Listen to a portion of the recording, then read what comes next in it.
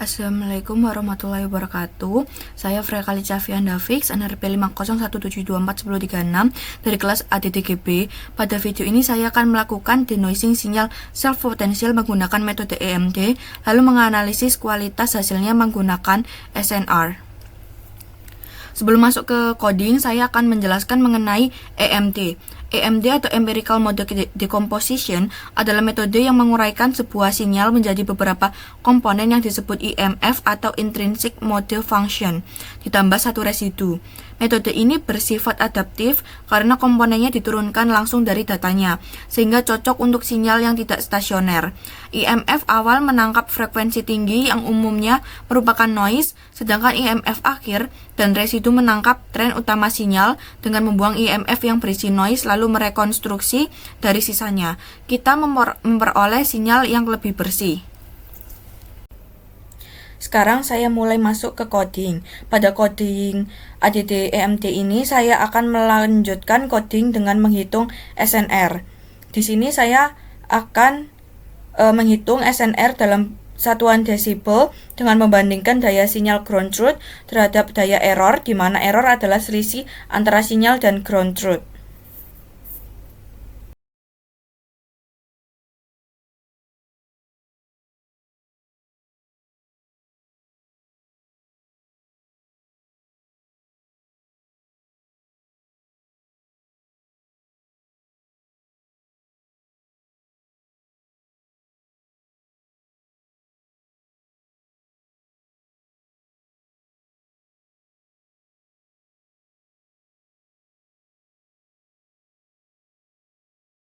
Menambahkan rangkuman SNR di sini. Baris ini mencetak SNR sebelum dan sesudah denoising beserta selisihnya, serta RMSE sebelum dan sesudah beserta persentase penurunannya.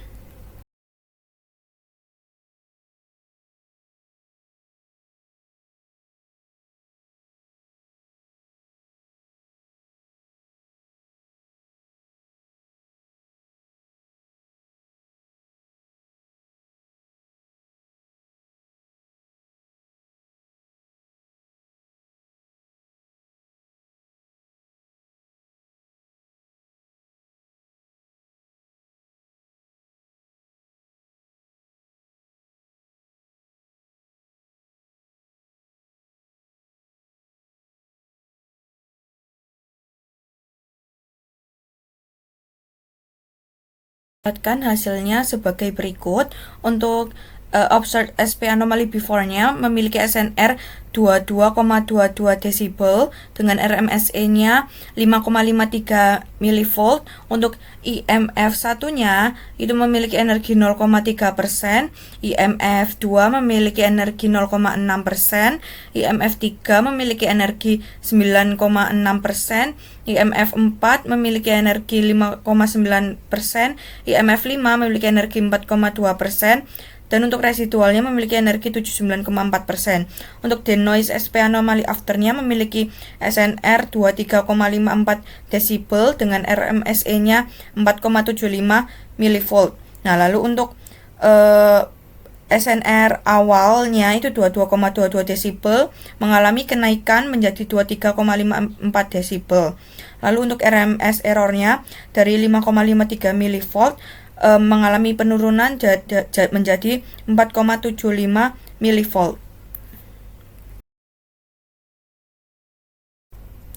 Selanjutnya, menghitung SNR sebelum denoising sebagai pembanding.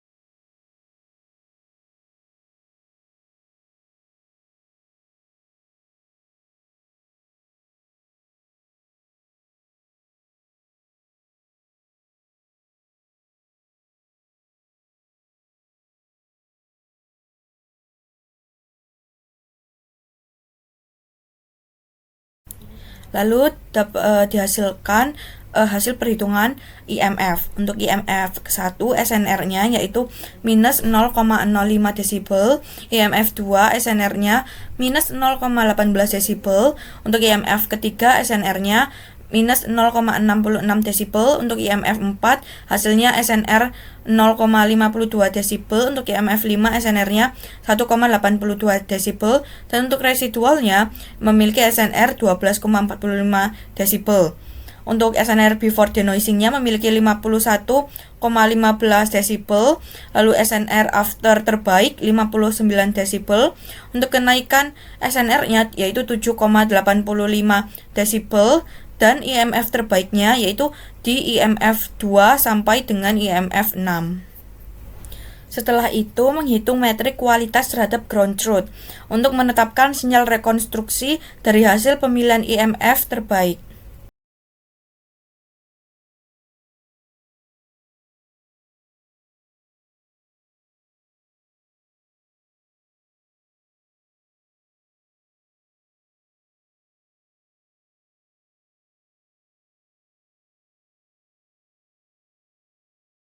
Hasil plotnya menunjukkan garis denoise terbaik menempel pada ground truth dengan SNR 25,62 desibel dengan RMSE-nya 3,74 mV.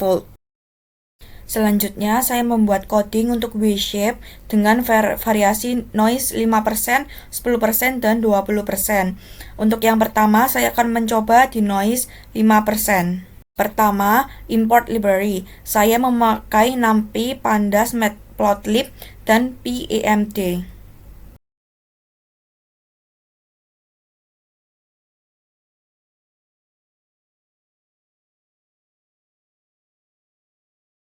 Selanjutnya, membangkitkan anomali SP dari sebuah sumber bergeometri ideal berdasarkan amplitudo, posisi, kedalaman sudut, dan faktor geometri.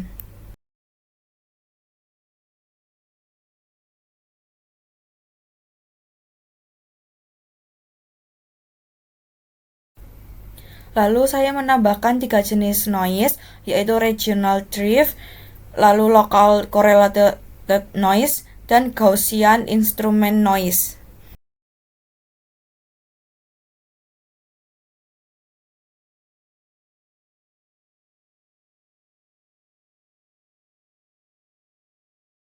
Secara keseluruhan, kode ini mendefinisikan kembali fungsi-fungsi metrik.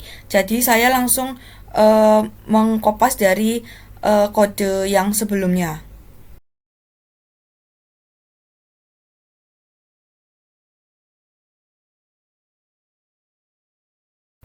Selanjutnya, mengunci sheet acak agar hasilnya dapat direproduksi, lalu mendefinisikan sumbu jarak X.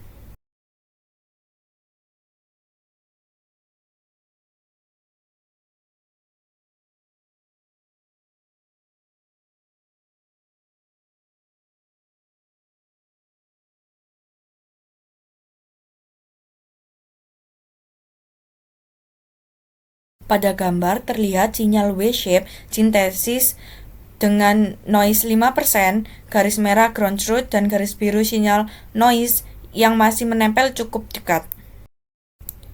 Selanjutnya, melakukan dekomposisi IMD terhadap sinyal noisy dan mencetak jumlah komponennya.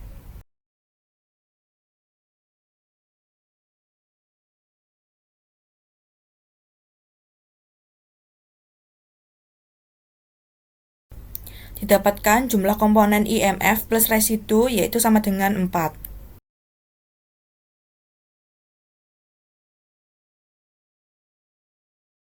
Membuang IMF frekuensi tinggi melalui end discard, lalu menampilkan dekomposisi lengkap. Panel pertama sinyal sebelum denoising dengan SNR dan RMSE-nya. Tiap panel IMF diberi judul, korelasi, dan energinya. Dan panel terakhir hasil denoise dengan SNR dan RMSE sesudahnya.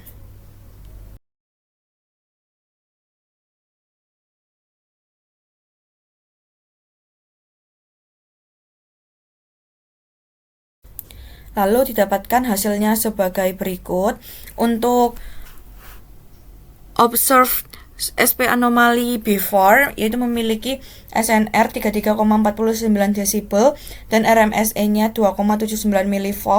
Untuk IMF 1 energinya 0%, IMF 2 energinya 0%, Lalu IMF 3 energinya 5,1%, dan untuk residualnya memiliki energi 94,8%. Lalu untuk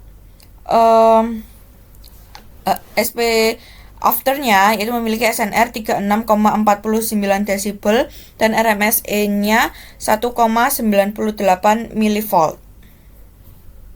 R-nya yang dari awal 33,49 desibel menaik menjadi 36,49 desibel. Dan untuk RMSE-nya yang awalnya dari 2,79 mV turun menjadi 1,98 mV. Selanjutnya, menghitung SNR per IMF dan memilih IMF terbaik secara otomatis berdasarkan SNR tertinggi, sama seperti pada V-shape.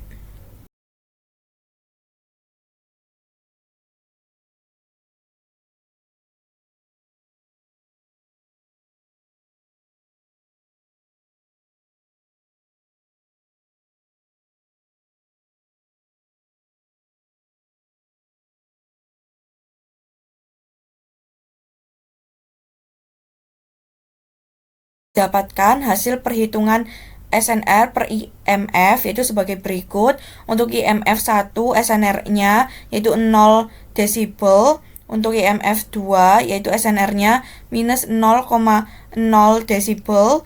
Dan IMF ketiga itu SNR-nya minus 0,51 desibel. Dan untuk residualnya itu SNR 11,99 desibel. Untuk SNR before noising-nya dia ada di 3,49 desibel. Untuk SNR after terbaik ada di 36,49 desibel. Untuk kenaikan SNR-nya yaitu 3 desibel. Dan untuk IMF terbaik yaitu ada di IMF 3 sampai dengan IMF 4. Selanjutnya, mengambil sinyal rekonstruksi dari IMF terbaik, menghitung SNR dan RMSE-nya, lalu memploting hasil akhirnya.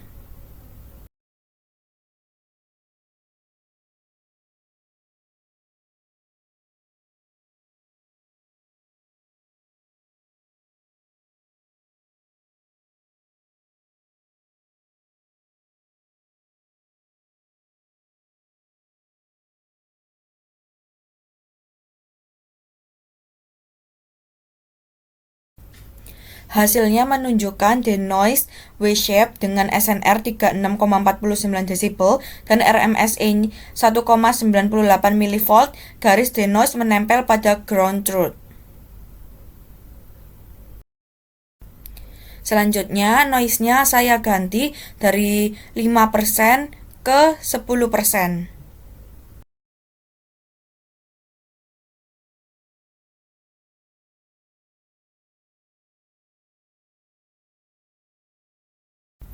Nah, di sini terlihat W-shape dengan noise 10% itu lebih bergerigi dibanding sebelumnya.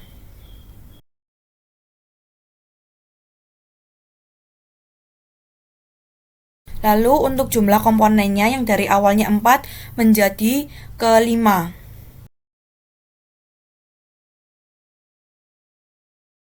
Didapatkan hasilnya untuk observe SP anomaly before yaitu SNR-nya yaitu 27,47 desibel dengan RMSE-nya 5,58 mV. Lalu untuk IMF satunya yaitu energinya 0,1%, yaitu untuk IMF 2-nya itu memiliki energi 0%. Untuk IMF 3 memiliki energi 0,1%, untuk IMF 4 memiliki energi 7,1%, dan untuk residual memiliki energi 92,7%. Untuk denoise SP anomaly afternya yaitu SNR-nya 30,45 desibel dengan RMSE-nya 3,96 mV.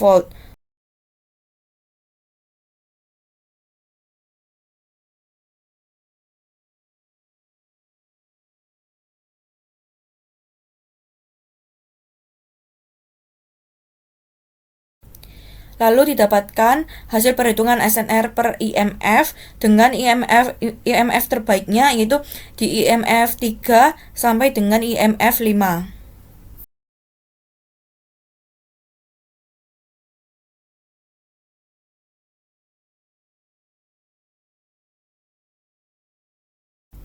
Pada plot akhirnya, denoise W-shape menempel pada ground truth dengan SNR 30,45 desibel dan RMSE 3,96 mV. Selanjutnya, noise-nya saya ganti ke noise 20%.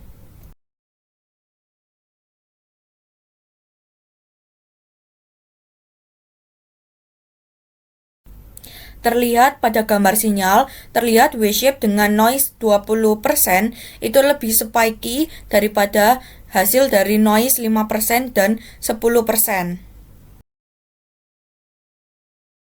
Jumlah komponen IMF beserta residunya yang terbentuk adalah 5. Nah, lalu didapatkan hasil berikut. Untuk observe SP anomali before SNR-nya yaitu 21,45 desibel dengan RMSE 11,16 mV. Untuk IMF 1-nya yaitu energinya 0,2%, IMF 2 energinya 0,1%, IMF 3 energinya 0,2%, IMF 4 energinya 4,1%, IMF untuk residualnya itu energinya 95,3%, dan untuk denoise SP anomaly afternya yaitu RMS-nya 7,494 mV dengan SNR 24,41 desibel. Untuk SNR-nya yang awalnya dari 21,45 desibel naik menjadi 24,41 desibel, dan RMSE-nya yang awalnya dari 11,16 mV turun menjadi 7,94 mV. Didapatkan IMF terbaik untuk noise 20% itu berada di IMF 3 sampai dengan IMF 5.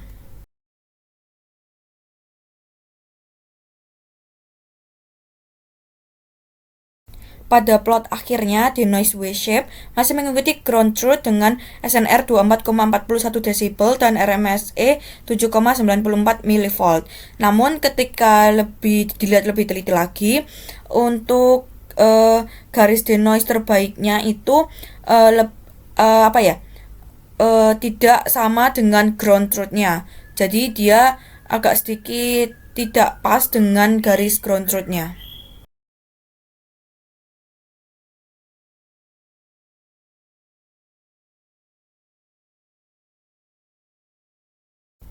Perbandingan ketiganya yaitu semakin besar persentase noise, SNR awal sebelum denoising semakin rendah, yaitu 33,49 desibel pada 5%, 27,47 desibel pada 10%, dan 21,45 desibel pada 20%. Sebaliknya, RMS error awal makin besar dari 2,79 menjadi 5,58 lalu 11,16 mV. Setelah denoising, SNR pada ketiga kasus tetap naik di kisaran 3 desibel dan RMSE turun konsisten sekitar 29%. Lalu untuk ketiga tingkat noise residual dan IMF berenergi tinggi selalu konsisten membawa anomali SP yang sebenarnya. Karena anomali dari sumber bawah permukaan bersifat berfrekuensi rendah, sedangkan noise berada pada IMF berfrekuensi tinggi sehingga dapat dipisahkan. Itulah sebabnya IMF terbaik selalu jatuh pada rentang yang mengandung residual. Namun meskipun SNR selalu meningkat, pada noise 20% hasil denoise mulai sedikit menyimpang pada detail karena sebagian noise dapat tumpang tindih dengan sinyal sehingga tidak terpisah sempurna. Jadi metode EMD paling efektif pada noise rendah hingga menengah dan akurasinya menurun pada noise tinggi. Oke, sebagai kesimpulannya, metode EMD efektif untuk denoising sinyal anomali SP, baik pada model V-shape maupun W-shape, dengan cara menguraikan sinyal menjadi IMF, membuang komponen frekuensi tinggi yang merupakan noise, lalu memilih kombinasi IMF terbaik secara otomatis berdasarkan SNR pada semua kasus. SNR meningkat dan RMSE menurun. Oke, pelajaran dan atau insight yang saya dapat dari pengerjaan tugas ini, EMD bersifat adaptif sehingga cocok untuk data geofisika yang tidak stasioner. Pemilihan IMF sebaiknya dilakukan otomatis berdasarkan metrik objektif, bukan ditebak, dan ketahanan metode terhadap noise ada batasnya sehingga interpretasi hasil tetap harus kritis karena evaluasi di sini memakai ground truth. Pendekatan SNR maksimum tetap untuk studi sintetik, namun pada data lapangan nyata perlu kriteria pemilihan EMF yang tidak bergantung pada ground truth. Demikian video dari saya. Terima kasih atas perhatiannya. Wassalamualaikum warahmatullahi wabarakatuh.